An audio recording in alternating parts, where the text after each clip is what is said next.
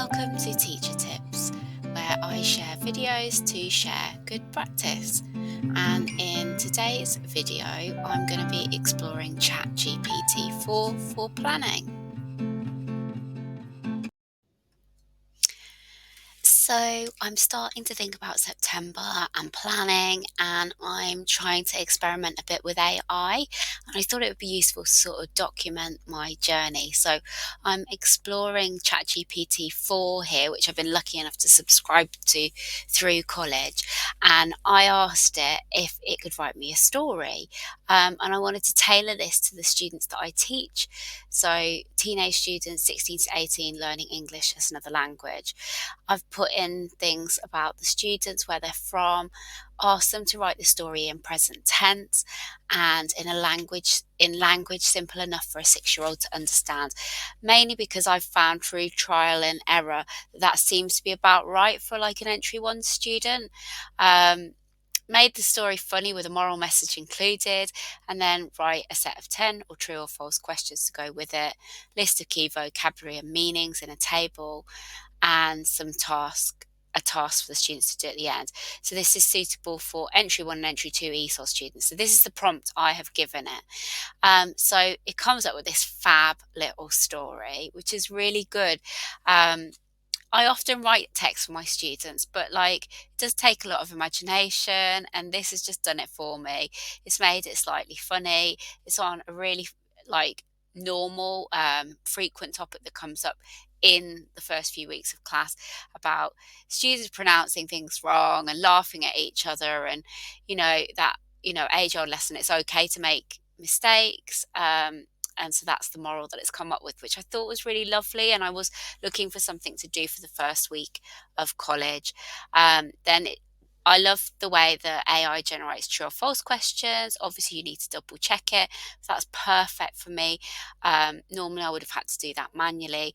And then the keywords and the meaning. Now, when it does and I've asked for this specifically in a table.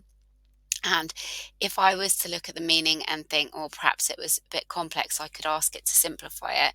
But with tables like this, I can then cut and paste it into things like word wall and then create interactive activities. Came up with some written tasks for students, which were okay, but I thought, oh, this could be a bit easy for some. So I asked it to give a bit of stretch and challenge, and this is what it came up with. It came up with some lovely extra activities, which I could definitely use. Now I remember that I always, pretty much always every year, get a student, at least one student, who's still learning to read or write, and are pre-literate in their first language. So I've asked it to make 3 activities, because that's always a real headache for me as a teacher. Like, how do I include this one learner? I asked it to do this for me, and here it goes. And it comes up with some good ideas, flashcards, sound match, tracing words. But I'm thinking, it's a bit childish. So I mentioned this. The animal focus feels a bit childish. And then it shifts it and gives me some other ideas. Again, really good ideas, flashcards, labeling, photo diary, but seems to have gone a bit off track here. So I've asked if we can have activities linked to the story that they wrote in the first place. So it's all like seamlessly embedded and linked. And there it goes, and it gives you some really lovely activities.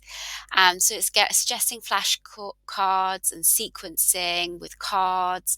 And I'm thinking, gosh, this is pretty resource heavy. And I love cut up activities and cards and things like that. But can AI make it for me? Well, I ask, but no, it can't. But it can give me instructions on how to do it. And if I think back to when I was training as a teacher, this would have been insanely useful. The step by step instructions.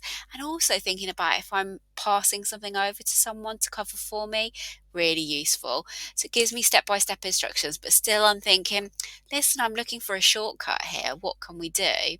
So I say it's a lot of work for the teacher. Is there a way to simplify the resources so it's easier to prepare a lesson? Yeah. And then it gives me some great ideas.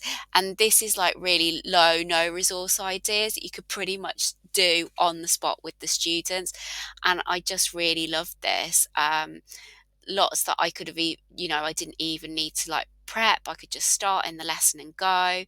Um, and it just gives me a few more ideas that I would have, maybe wouldn't have thought of straight away, and takes the effort out of it.